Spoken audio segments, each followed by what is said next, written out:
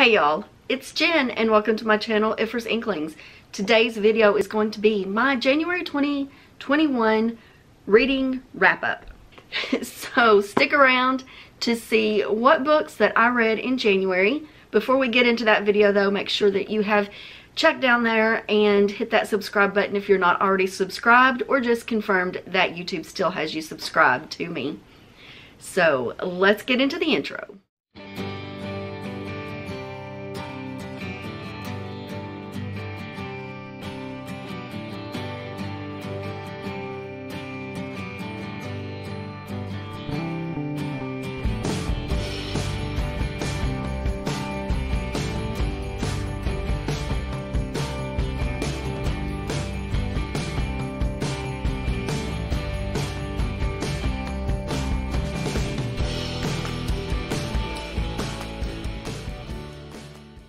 Okay guys, so January has been a shit read month for me. I have read 4 books and that is it. 2 of those books I started before the end of 2020. So I don't know if it's just I'm in a reading slump because I'm just in a reading slump, or if it is because of, you know, everything going on in the world. I don't know. The United States is crazy right now, and January was a really rough month for us here in the US. So I don't know if that has anything to do with it. January was also a really busy month for me at work because of my job. I had a huge deadline for Friday, which was January 29th. And I was really stressed out, and so it was, I just didn't do a lot of reading. I didn't listen to a lot of audiobooks. I didn't sit down and physically read anything. I didn't read my Kindle, just nothing. So let's talk about the 4 books I did manage to finish in the month of January. The first one is this middle grade book called Pickle by Kim Baker. It was the very last book I needed to read for my Pop Sugar 2021 challenge, and I didn't finish it. I always end up 1 book shy of that reading challenge. I don't know why, but I did finish it in January, and I gave it 3 stars. It's a middle grade book about kids who pull pranks, and they end up getting in trouble for them because one of the members of this prank club ruined a big event at the school, and so it turned out pretty bad. Fun fact, I hate pranks. They are the worst thing for me. I don't find them funny at all. They make me mad. I don't find them funny when other people do them to other people. I particularly don't like them. My kids have known from when they were very little, you don't pull pranks on mom, because it just makes me mad. I don't find them funny. So I didn't really enjoy this book as much. I could see where a middle grade kid would enjoy it though. Jillian read it and she loved it. She gave it 5 stars. She thought the pranks were hilarious, you know, so take it for what it was. I'm giving it 3 stars, recognizing that this is not a book that is geared towards me, but Jillian, who is a middle school kid, she's a 6th grader, she found it hysterical and loved it and gave it 5 stars. So if you have a kid in that age range, they'll probably love it, and I could see where they would really enjoy it. This is definitely a middle grade book, 5th, 6th grade target audience right there. The next book I listened to on audio, and that was Love and Olives, Jenna Evans Welch. This is the 3rd book in the Love and Gelato series. These are all companion novels, although I think that book 2 and book 3 follow the same character, but I wasn't 100% sure, and I was a little confused on who that character was and where she came into the mix. But I did really enjoy this story. I gave it 5 stars. It is just a cute contemporary. There's always kind of a little bit of a love story. This one also dealt a lot with an absentee parent and grief, and it dealt with bipolar disorder and also terminal illness. So that was interesting. I really enjoyed it. I enjoyed the emotions that she went through because it was something that I was able to relate to from when I was a teenager and had an absentee parent that came back into my life as an adult. But I just really enjoyed this writing. I enjoy Jenna's writing style and her storytelling, and it's just a cute YA contemporary with a little bit of hard-hitting topics in there as well. So the next book that I dived into was an audiobook, and that was In a Holidaze by Christina Lauren. This is an adult contemporary romance, and it has a lot of Groundhog-esque feels to it. She relives the same week of Christmas break, and I absolutely hated that part of it. Overall, I gave it a 3.5 stars. Christina Lauren is always hit or miss for me. Some of their books I really, really love, and then some of them are just kind of meh for me. This one is just kind of meh.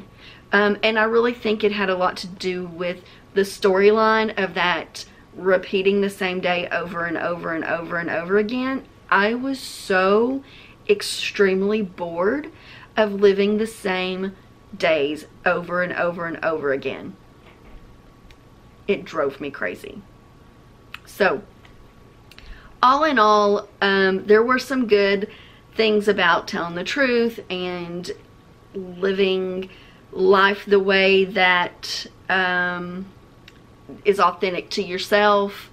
There was some, some good lessons there in that. And of course there's the cute little romance, but like I said, it was just an okay story. 3.5 stars. Then the final book that I finished this month, it was another audio book, and that was Behold the Dreamers by Imbolo Mbue. I listened to this one, or I picked this up specifically for the Buzzword-a-thon reading challenge for 2021. January's word for the month was dream, and so Behold the Dreamers. But I found this book absolutely stunning. I gave it 5 stars. The audiobook was fantastic. This follows an immigrant from Africa, and I can't remember the name of the town. Cameroon. They're from Cameroon in Africa. And they come to the United States in the 2000s. Okay, I don't remember any of this. So, Jenna comes to Cameroon in the 2000s and brings his wife and young son over, and his wife comes over on a student visa, so she has to go to school. She's looking to go to pharmacy school. Jenna is doing whatever he can to make ends meet. He came over on a temporary visa, on a 3-month visa, and he's been here for like a long time after that. So they're going through immigration. They're having issues with getting the immigration papers that they need to stay in the country, and he ends up working for one of the executives for the Lehman Brothers, and the Lehman Brothers at this time is going through a financial crash, collapse, bankruptcy, all that. Big news in the early 2000s. They were cooking the books, kind of like Enron was doing. So from an accounting perspective, I found that part of the story very interesting as well, because I was a little familiar with it. Being an accountant, you get those horror stories, and that's kind of part of your education. You talk a lot about those. At least when I went to school, during that time. So I found it interesting from that aspect as well. But there's also the lives, that how they interwove together was fascinating. The struggles that Jendaya was going through with his family. They lived in Harlem, in Brooklyn, and you know, just a one-room apartment that they were living in and just struggling to just really make it, and also sending money back to his family in Cameroon. Then all this stuff with the immigration, and then also how the wealthy lives at that time. You know, his employer was a high executive in the Lehman Brothers and made a lot of money.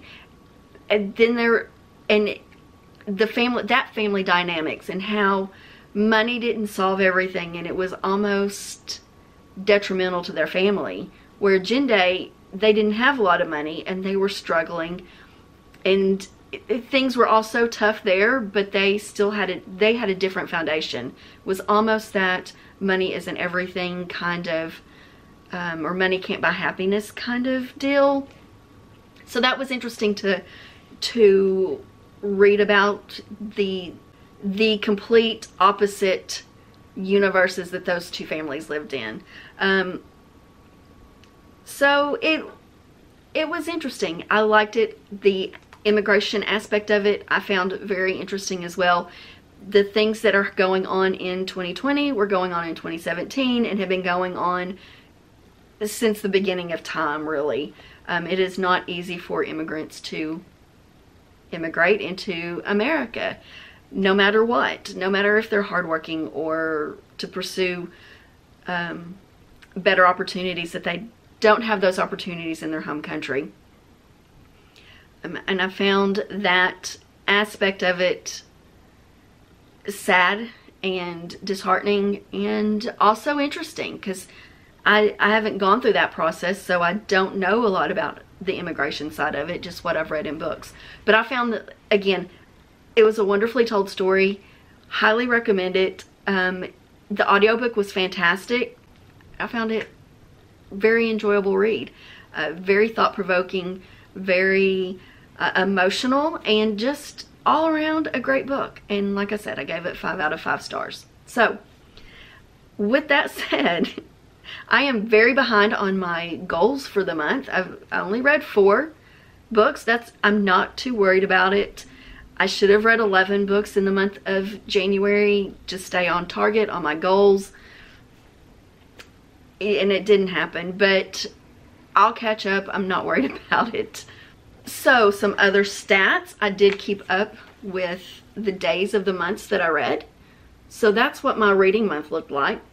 As you can see, I didn't do a lot. I had a lot of days where I wasn't reading at all, which affected the number of books I read. So genre-wise, I read 2 contemporary books, a romance, and a literary fiction. 1 middle grade, 1 young adult, and then 2 adult.